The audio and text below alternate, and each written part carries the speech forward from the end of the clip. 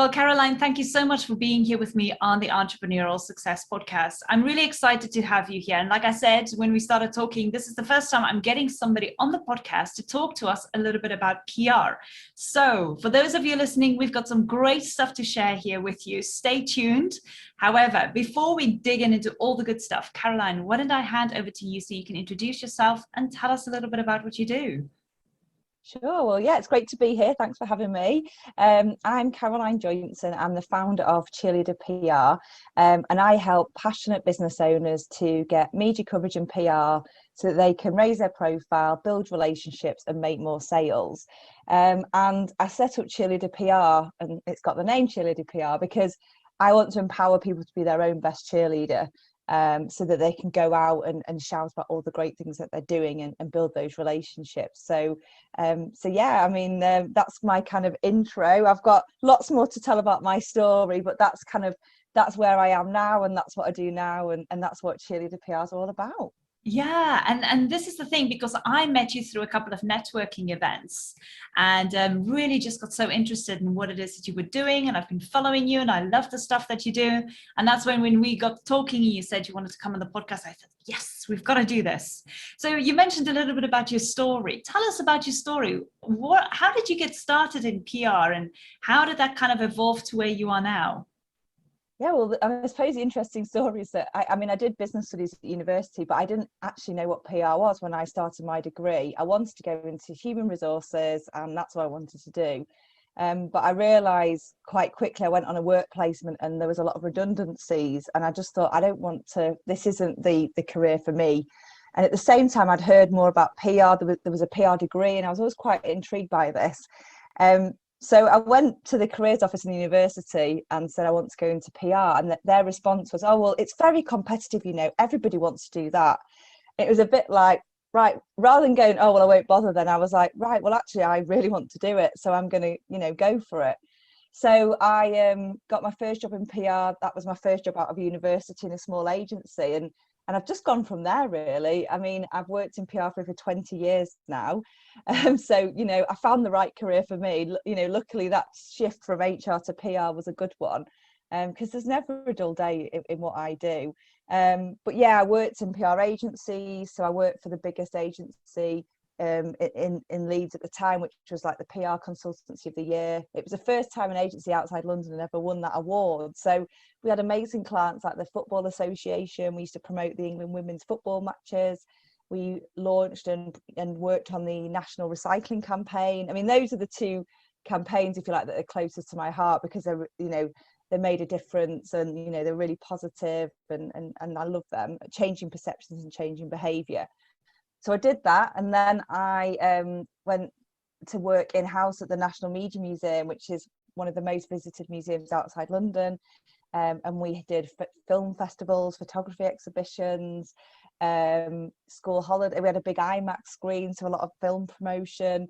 So I did that for 5 years, and then actually my role was made redundant from that place. Wow. And Okay. it was a bit of a curveball, really, because I was pregnant with my second child at the time. So that was all, very stressful, but it was actually the best thing that could have happened to me, because it gave me that freedom to kind of go, well, actually, what do I want to do, and what do I want this to be? And so when my youngest was a year old, I went freelance, and I worked for all sorts of different small businesses, doing their PR for them. And what I found they all had in common was that they were people who turned their passion into a business, often through a life change themselves, or wanting to have a different work-life balance, or pursue their dreams. So really inspirational people, and I love doing that. But then I kind of started to see the online world, and being able to offer online coaching and teaching, and it was just like, this is exciting, this is what I'd like to do, kind of the next part of my career. So I was always just under my own name, never had a website. All my work was word of mouth, recommendation. So I had to start building a brand from scratch. So that's where Cheerleader PR came from. And it was like, I can come in and be your number one cheerleader and shout about all the good stuff you're doing. But as a solopreneur, or, a small business, actually, you need to be able to do that for yourself, in order to get the traction, and just to make people believe in themselves, actually.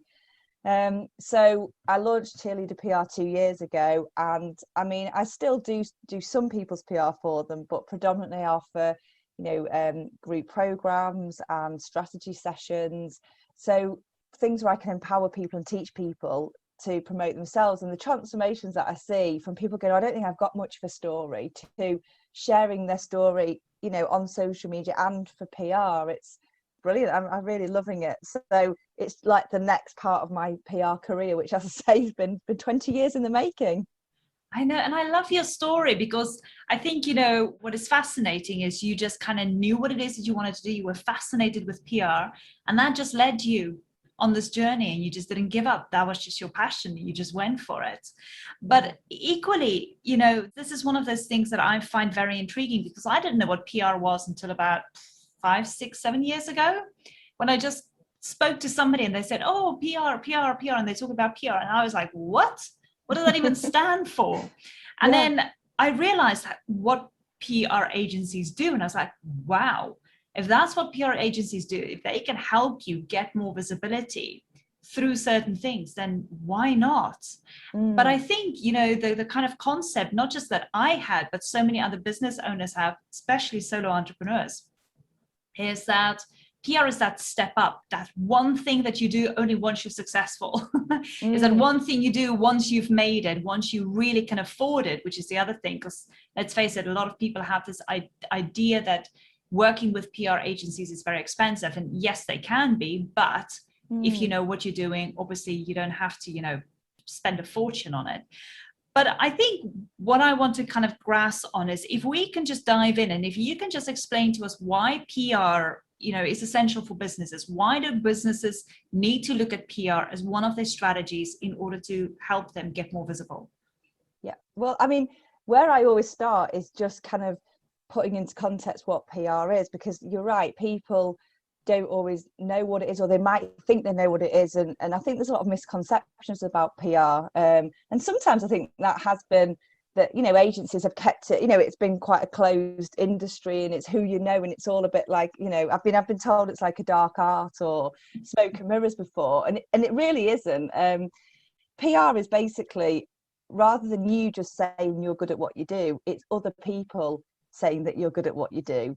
And it's other people with their own audiences, putting them in front of their audiences. A bit like me being on your podcast. It's me, speaking to you, and you're going to share that with your audience, which, is an audience I wouldn't be able to reach otherwise.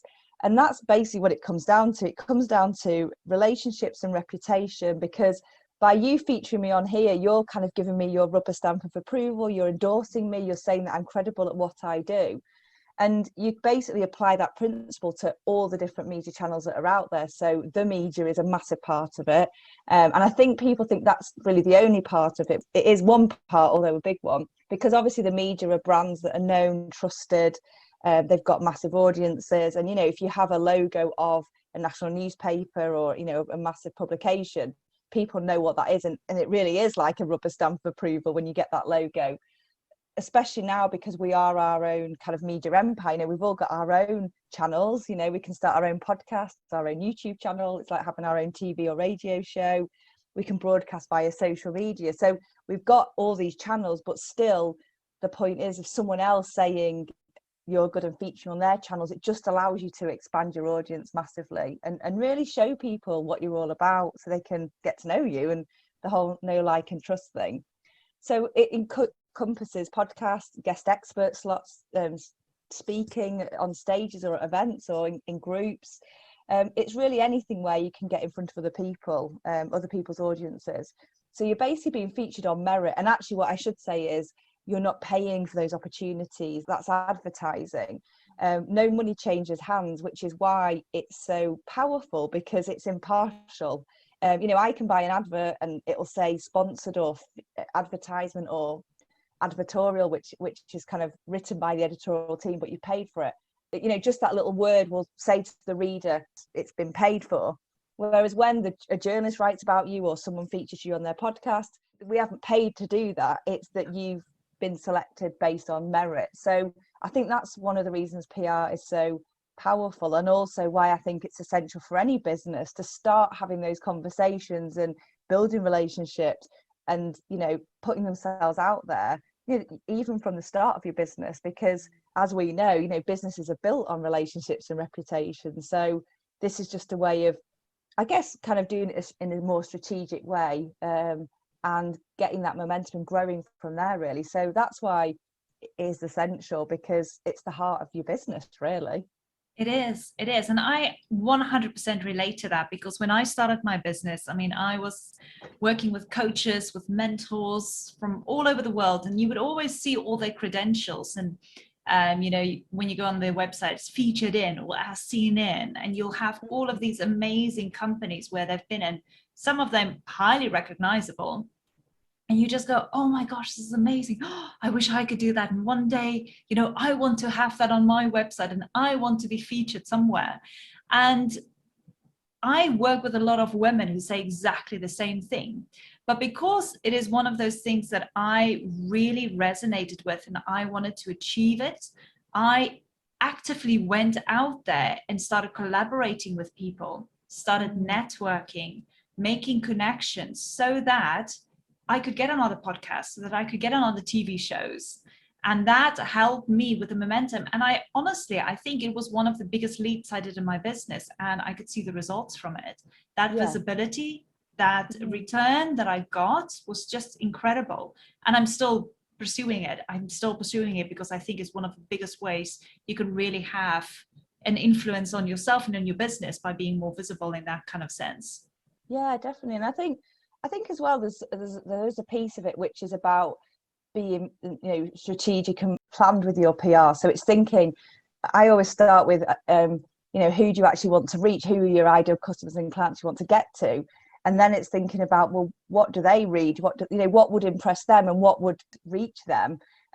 So every business is different and everyone's audience is different. So I definitely advocate for doing that piece of work of thinking, well, actually, I don't just want it for a logo's sake. I want a piece that's going to, you know, have the right messages in it. I want it to be in the right place. And, you know, everyone's, you know, audience will be different. And I think when you're doing it in that way as well, it's probably not as daunting, because it's like, well, I know if I can get in front of these people, then I can make great things happen. Yes. So then it's like, it's common sense, really. You know, I think PR is common sense. And I always say it's basically about getting the right information to the right person at the right time. So that they can, you know, feature you or talk to you or whatever it is, because that is the heart of it, really. It's that sort of planning and getting to the right people, and then, you know, magic will happen, really, because it just has a snowball effect, like you say. That's what you've experienced, isn't it? Yeah, it does. And it's so gratifying looking at it, thinking, oh my gosh, I was there at that point where I didn't have anything to showcase. And now, you know, a couple of years on, I'm like, oh my gosh, look at everything I've done so far. This is really amazing. And so many people as well think, but it must be so hard to get featured. It must be so hard to get on somebody else's podcast, or to get in, you know, be having an article in a magazine or on an online magazine. And it's not. It's just about doing your research and being strategic about it, exactly like you said, and then just getting out there and doing it. I mean, yeah, definitely. And I think, you know, I suppose also just building in that bit of time, you know, to make it happen as well. And just sort of saying, no, like, you know, even if it's, I'm going to spend a couple of hours a week on just, you know, doing a bit of research or reaching out or pitching ideas, then that's, you know, that's when things actually start to happen. If it's what you always put to the bottom of your list, like with anything, it won't happen. So, but some, you know, some opportunities just come naturally through people you meet, and, you know, and they're great. So it's kind of just being open to, you know, to those like opportunities, really. Yeah, no, definitely. I mean, the strangest thing happened to me, where I got an opportunity through email, and I ignored the email. And then the person emailed me again and said, oh, I just wanted to check to see if you're still interested in, because there's a deadline to it. And I thought, oh, hold on a minute, let me just go and check this out. And because I took on that opportunity, I happened to get an opportunity where I got featured alongside Marie Folio in Yahoo Finance. Wow. And amazing. if I didn't take that opportunity, I wouldn't have been able to say that today.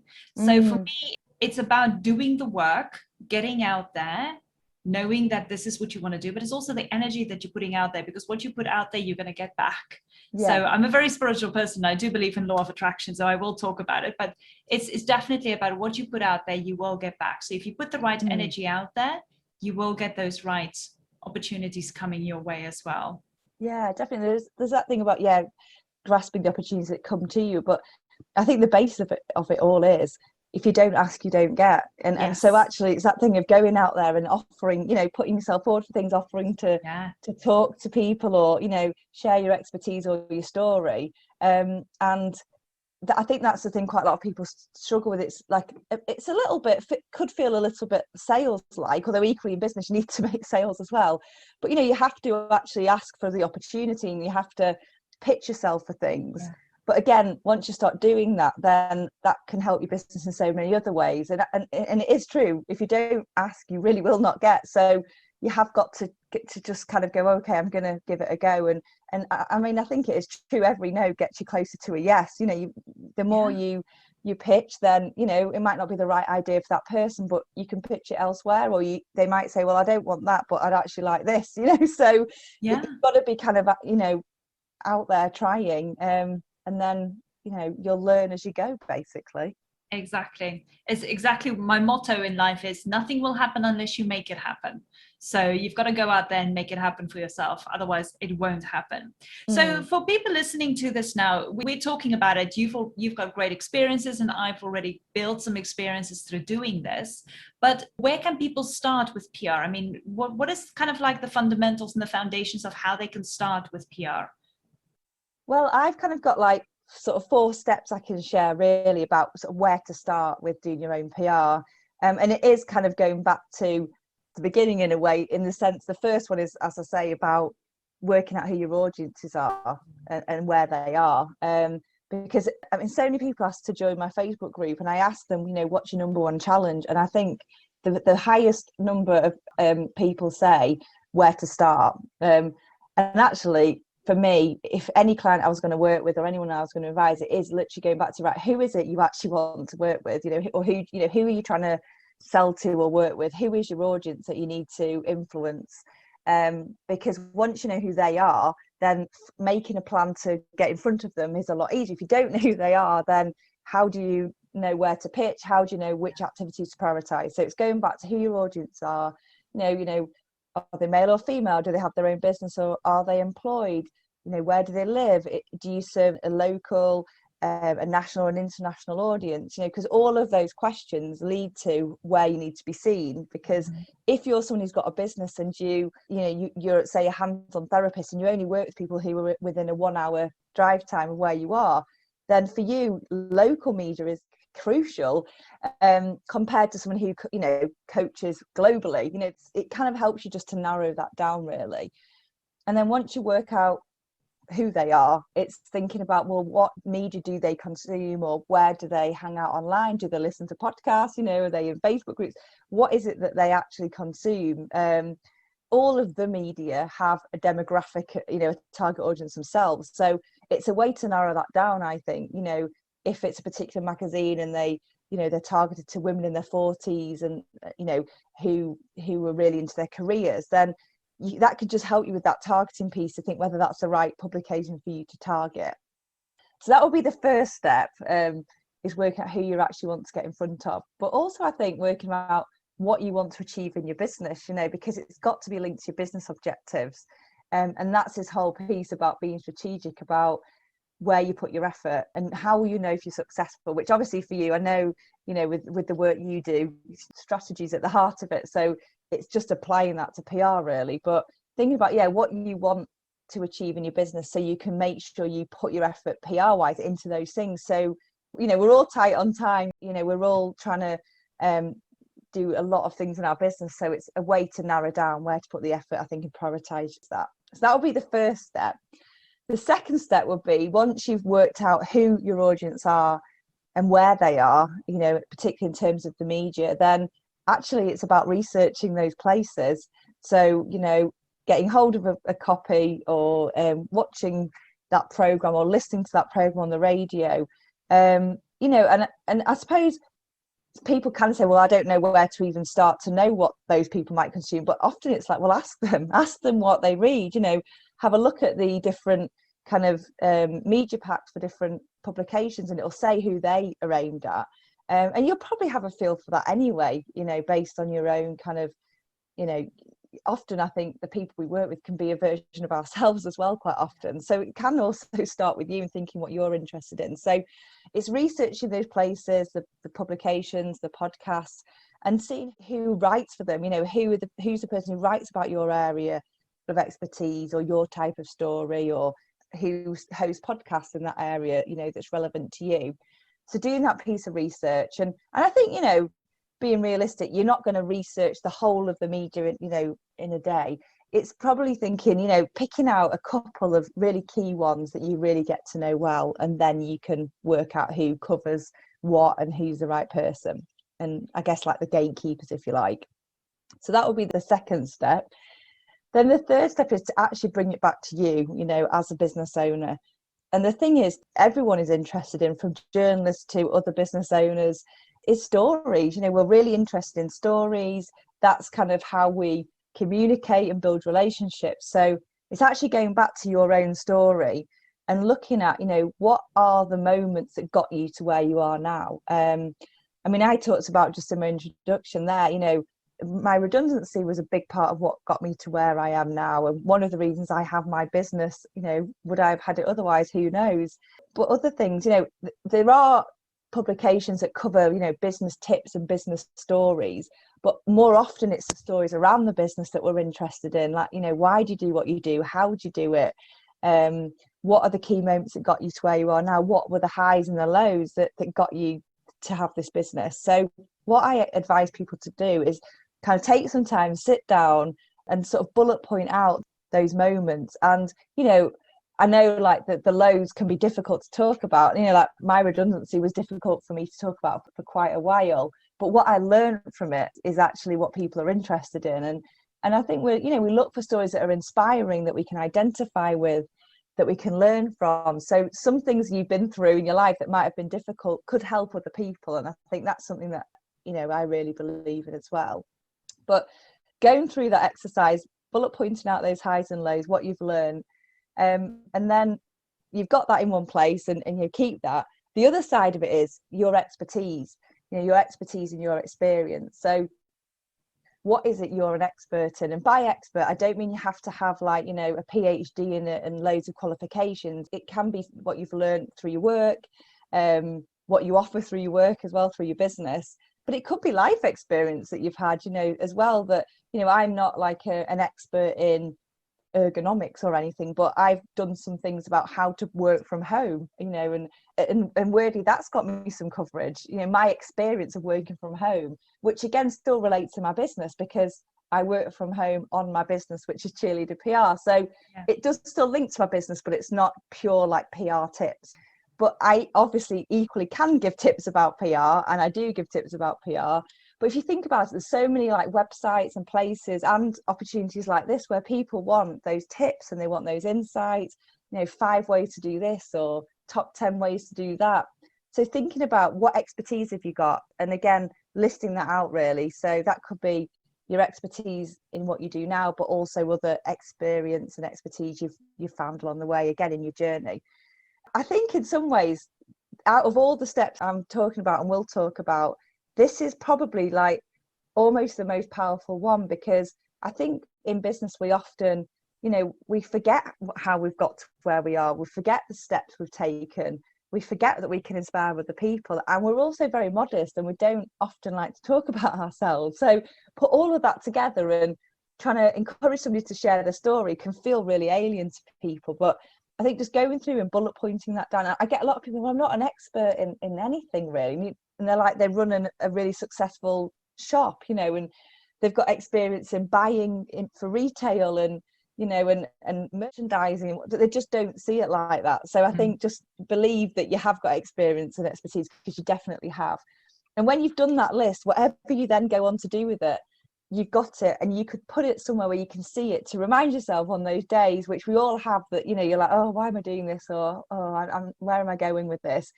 How far you've come, you know, and how much you've got to offer. So I definitely advise to do that.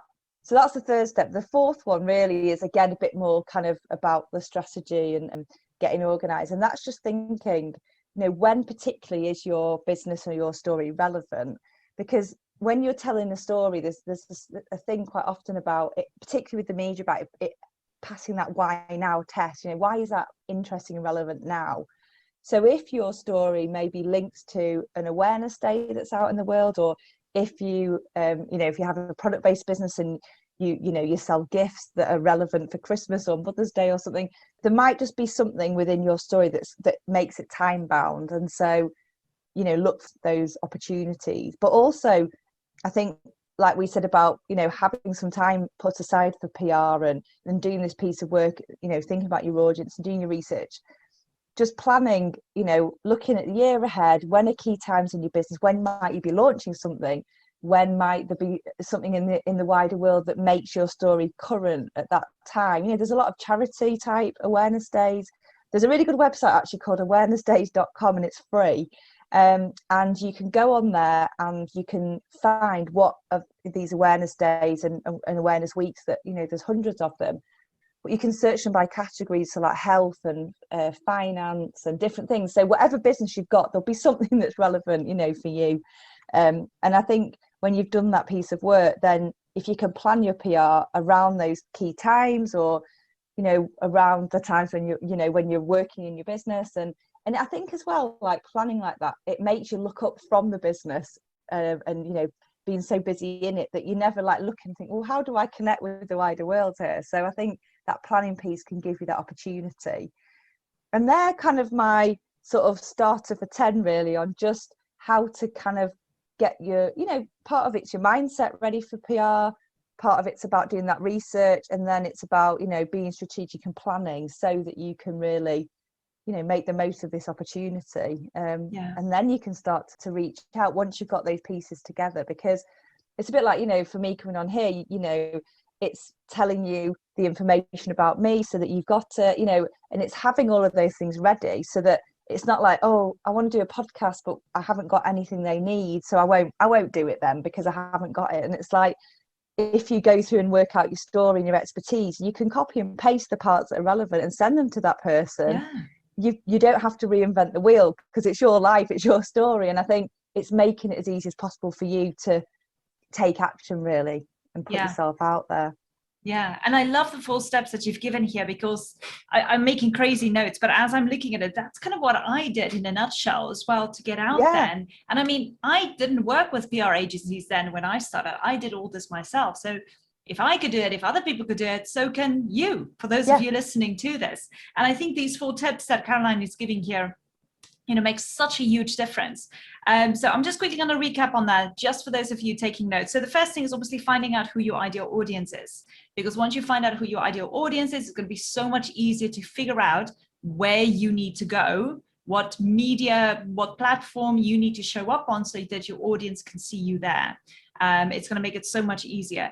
Then the second thing is to do the research. Oh my goodness, research is key here. Research, figuring out, where you can go, what you can apply for, where you can apply for certain things like podcasts or, getting on people's shows or YouTube. It doesn't matter. There's so much research you can do there.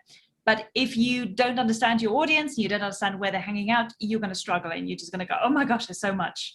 So that's where overwhelm strikes, trust me. And then the third thing is your story, making sure that you've got your story clear and that you showcase your expertise, have that all together. And then the last thing is, like Caroline said, is when is your story relevant? Those key times throughout the year. An amazing website. I didn't even know it existed. I'm going to say that again. So it's awarenessdays.com. So that is a website that Caroline mentioned here that you can go on to, figure out what is those key points in the year that is related to your niche, to your industry. And then you can obviously go and, follow that and use that in order to apply for somewhere to be featured, to talk about something in particular that is a key point in the year or a key event or whatever that might be. But I think, what I did in particular is I did a lot of research. But before I did all the research, I had to get clear on my audience. And when I got clarity on my audience, it's exactly like you said, I knew exactly where I had to be. I had to be on podcasts, I had to be on shows, And I needed to get out there. I needed to get out in the media in order to be seen, not just on social media. I mean, everybody can do that, but I wanted to take that step up.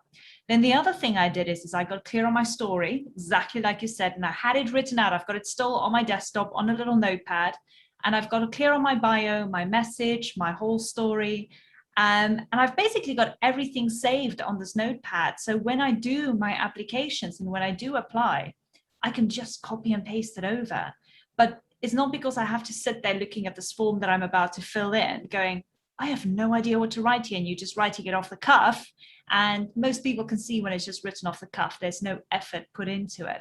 So getting clarity and doing your research and your homework beforehand, before applying for any of these, media outlets, being featured, podcasts, whatever, it makes such a difference. It takes the pressure off you as well, because you're going to go, I've applied, let's see where it goes. I've given my best, I've given it my all, and I know it will go somewhere, fingers crossed.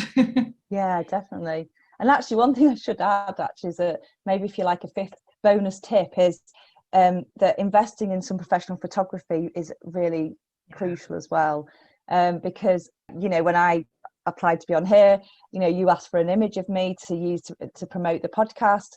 And likewise, most things that you appear on, they want an image to go with it, and most news or feature stories have an image to go with them. So that could be getting some nice branding shots done of you, or if you have a business that's quite visual, you with some sort of some relevant props that show you in action, as well as just some nice kind of profile shots. But I think that plus the bio in terms of your story and expertise, you're good to go then. And I think, again, in terms of confidence, when you've got the bio, which is a summary of your story that you could put forward for things, and an image, it's like you feel ready, you feel that you're ready to go, you're professional, that it's ready to go. And then it's not daunting then, because if someone asks you for an image and all you've got is an image of you, a selfie you took on your phone, then it's probably not going to work. It's not going to represent you in the way you want to be represented, and you might not even go for it. So I think I always, I work with a lot of photographers, and I have done over my career, and I always sort of big up their work, because I just think, they say every picture is worth 1,000 words, and it really is. So that would kind of be just a bonus tip, I think, to add into that mix. Yeah, no, definitely. And it's a great tip to have, because I have found that with people that I interview for the podcast, as an example, sometimes I do get a photo and go, oh, not the best quality, doesn't quite showcase you very well. And I always go back and I ask if there's a better image that I can use. And then they come back with better images. But yeah, I mean, it makes it so much easier when you have a professional photo taken. Because also, hey, you're showing that you are professional. So why wouldn't you want a good photo of you being featured or being used in publications? And, just do it. Just get proper brand photos taken. Oh my gosh, I can't recommend it highly enough. So obviously these are the kind of things that people can do now, for themselves in order to get out there to help with their visibility. But what about people who want to work with PR agencies like yourself? What are the benefits to working with a PR agent, would you say? I guess one of the main things is that in terms of that research piece, that they can very quickly do that. They have access to media databases, so they can probably, pull together lists for you.